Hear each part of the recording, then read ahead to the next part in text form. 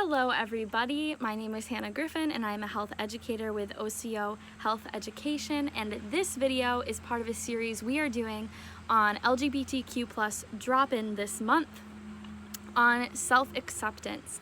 And today's topic is going to be about self-love and relationships, and how your relationships with other people are impacted by your relationship with yourself.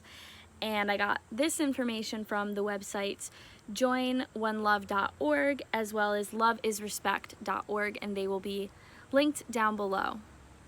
So we are going to be discussing a lot of cliches in this video. I think self-love is something that has been talked about a lot lately, whether it be on social media, in the regular media, and I think that's great. I think self-love is an amazing topic and I'm excited to talk about it, but I think that we can lose the true meaning of it sometimes when it's talked about so much. So I hope in this video we can really pick that apart and talk about what does self-love really mean.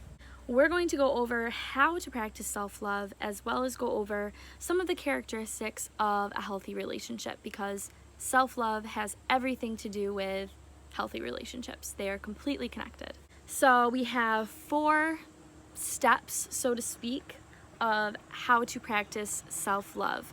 Number 1 being setting boundaries. Setting boundaries for yourself is super important in your self-care, and this is something that needs to be done in all of your relationships, whether they are romantic, sexual, family relationships, friendships. So setting a boundary is you saying, I know what I'm comfortable with, and I respect and I love myself enough to draw the line when necessary. So this could mean in a sexual encounter, you know what you're comfortable with and you're going to say, no, I only want to do X, Y, and Z tonight. I don't want to do anything else. That's an example of setting a boundary in a sexual context. What could this mean in a friendship? It might mean that if a friend is always asking you for a ride someplace, you say, no, I gave you a ride every other day this week. I can't give you a ride on Friday. So it's setting boundaries with people, knowing what you're comfortable with and honoring that. Number 2, allow yourself to be selfish. And I say selfish with huge air quotes here, because what we're talking about here really isn't being selfish, because self-love is not selfish. So this is you saying, I care about myself and others enough to know when I need to take time for myself. I cannot help other people be a good friend or partner unless I am taking care of my own needs. Just because you aren't in the right headspace for a friend to vent to you right now doesn't mean that you're a bad friend or that you're being selfish. You just know that you need to take some time for yourself before you can be there for that other person. In our society, we think of being selfish as a bad thing, but I would argue that self-care and self-love are not selfish, and it is important and a good thing to take care of yourself. Number 3, seeing and believing in your self-worth. You are not made up of other people's opinions of you. You do not need someone else's permission to be imperfect. So sometimes people get caught in maybe not the healthiest relationship because they think, oh, this person accepts me for all my flaws and they love me despite these things that I think are wrong with myself. But you don't need somebody else to validate that for you. You can love yourself for those flaws. That leads into my next point, which is you do not need someone else to accept your flaws. You have to accept them yourself. You are worthy of good, healthy love despite your mistakes and your imperfections. No ifs, ands, or buts about it. And everybody has flaws, everybody has imperfections.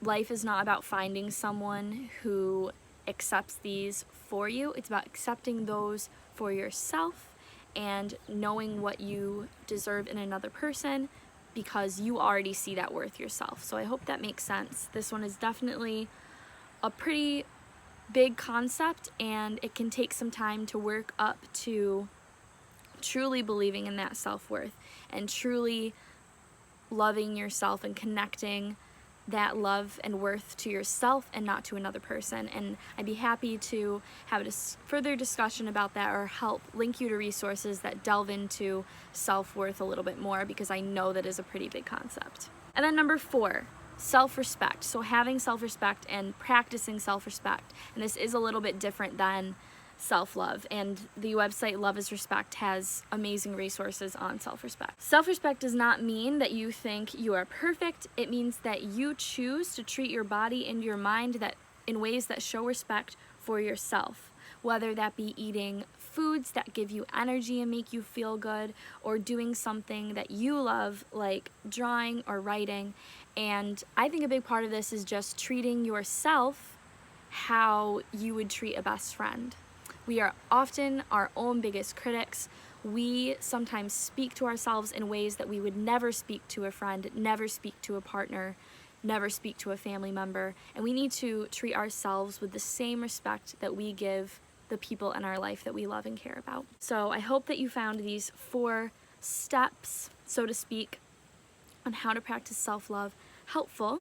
If you have steps that you take in your own life to practice self-love, please let us know, because this can be different for everyone, and self-love and self-care looks different for everybody. Now we are going to go over 5 characteristics of a healthy relationship, or 5 green flags, to put it a different way. And these are specific green flags for people who are in the LGBTQ+ community. And the reason that we're calling these green flags is because when we talk about relationships, we often focus on the unhealthy relationships and those red flags, but it is just as important to be able to look for and identify and embrace green flags in a relationship. Number 1, they respect your pronouns or name. If you go by a name that is not the name you were given at birth. So they respect your pronouns, they call you by the correct name, the correct pronouns. Number 2, they respect your boundaries, and we already touched on boundaries a little bit, and we touch on this more in the video on consent, so definitely go and check that out. And this, as a reminder, can be physical boundaries, so, you know, I'm not comfortable with you touching me in this place, or it can be emotional boundaries, so I'm not comfortable talking about this topic right now, or I'm not in the right headspace to have this discussion right now, and they respect those boundaries. Number 3, they give you space to hang out with friends or family members without thinking you are cheating on them. So regardless of your sexual orientation and what gender your friends are, they are not assuming that because you're hanging out with certain people that you are cheating on them. If they give you space to hang out with your friends, you're allowed to have friends outside of your relationship.